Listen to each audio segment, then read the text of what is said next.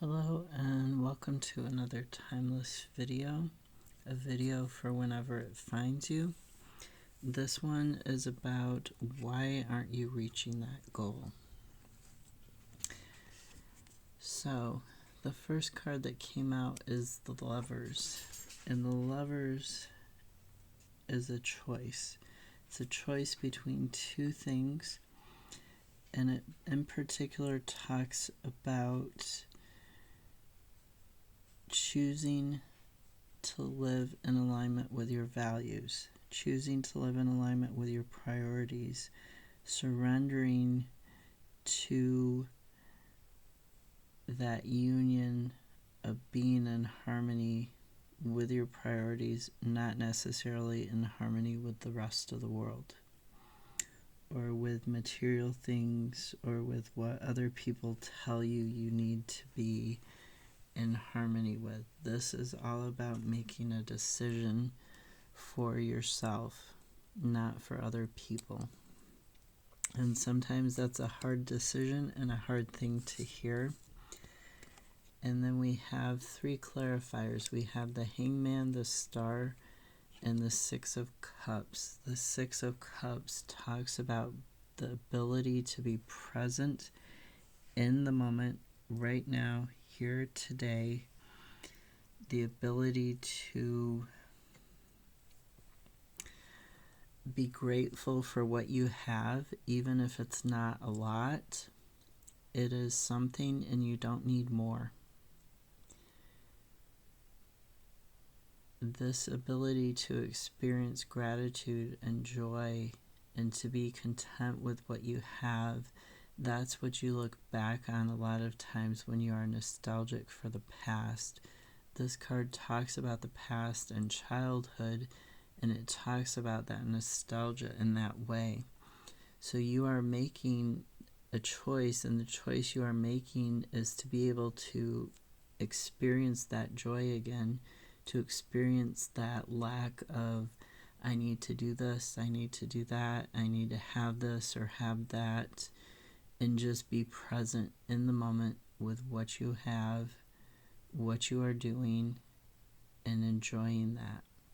Now the Star card, that talks about healing, and it talks about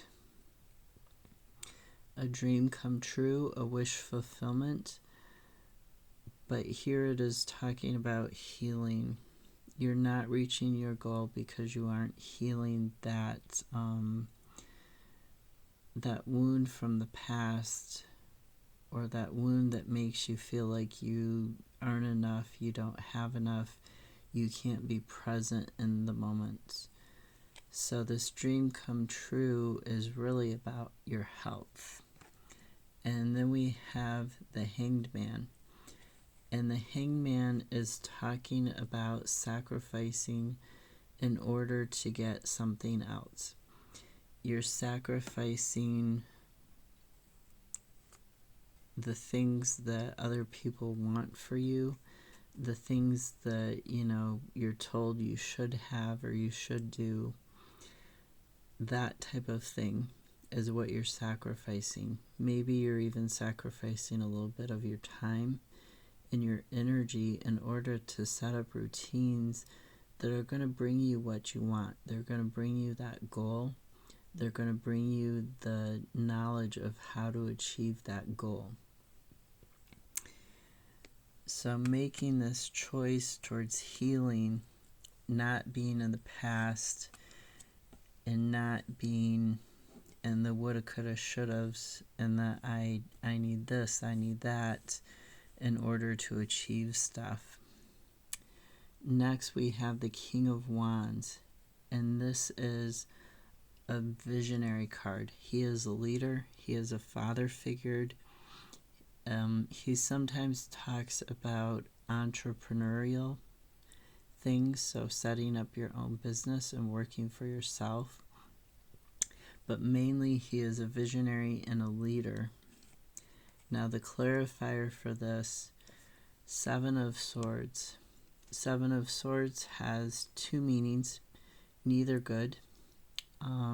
The lesser meaning and the meaning that it has here is that you are overworking. You are ignoring your higher self and the guidance from it. You're ignoring that spiritual guidance. You're ignoring your mental health, your emotional health in order to overwork because you have anxiety and you have fear that you are not going to have enough.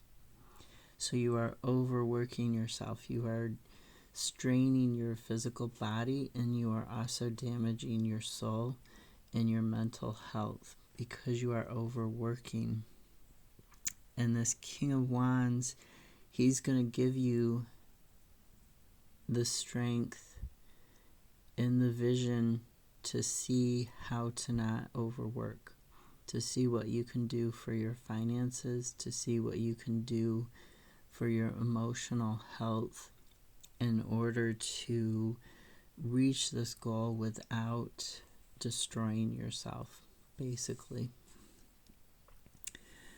Then we have Five of Wands, and this talks about competition for material stuff. So this is going back to that Seven of Swords.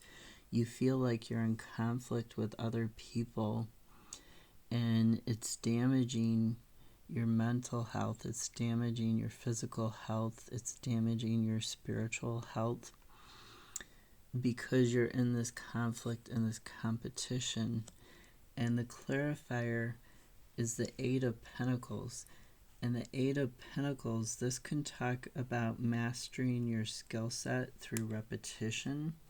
So like feeling that, oh, if I master my skill set, then I'm not going to be in competition. I'm going to be above other people. But it also talks about like concentrating and focusing on self-development, making this steady progress with your self-development in order to get out of this feeling of conflict and competition, in order to get out of this feeling of I can't work enough hours to make what I need to make. So you're building up that skill set. Four of Wands in the reverse. This talks about a transition, and again this also talks about conflict with other people. It can talk about forgetting how much you've achieved and like not looking at where you started out from and where you've gotten to now.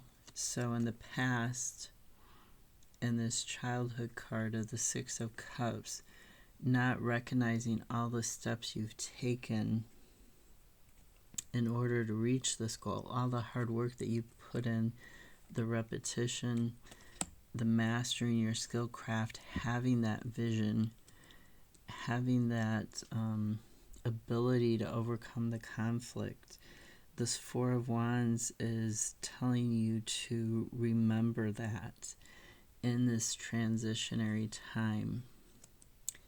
The Six of Wands in reverse, this is the clarifier.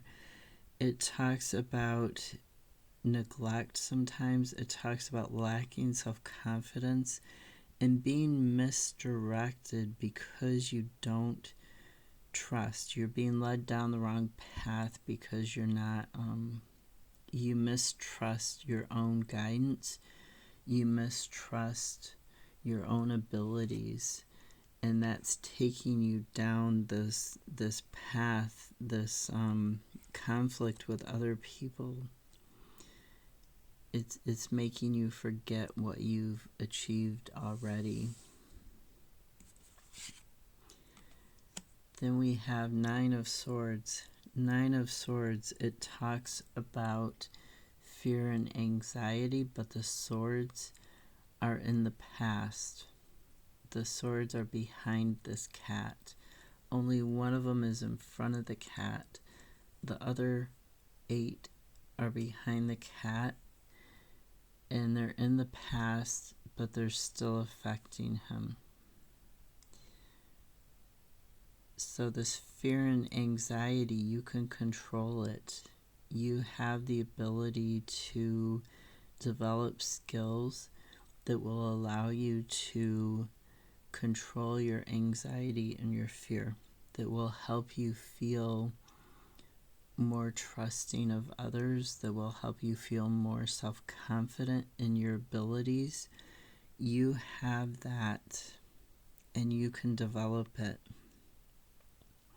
The clarifier was the Ten of Wands in reverse, and this talks about immaturity. It talks about avoiding things, avoiding dealing with your mental health, with your emotions, with that fear and anxiety. It can also talk about burnout and the need to reprioritize how you live your life. With this King of Wands, this visualizing and this overworking, you definitely need to reprioritize how much work you're putting in and why you're putting in that work. You're not reaching your goal because you're overworking. Some people think, oh, if I just work and work and work and work and work, then I'll make, so much money and it'll help me reach my goal. There's a saying that, the more money a person makes, the more money a person spends. So these celebrities who have, billions of dollars in the bank, they buy these dog collars for their little chihuahua or whatever that are like thousands of dollars, that most people wouldn't even dream of spending $1,000 on a dog collar. But to them, it's nothing.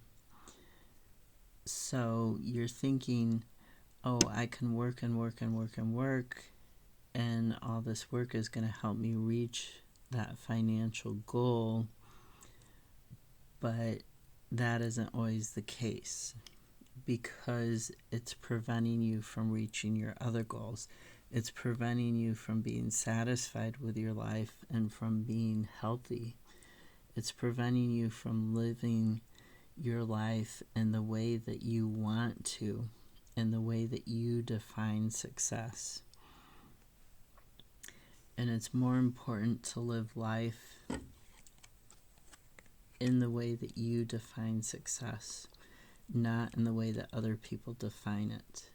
Having millions of dollars does not make you successful.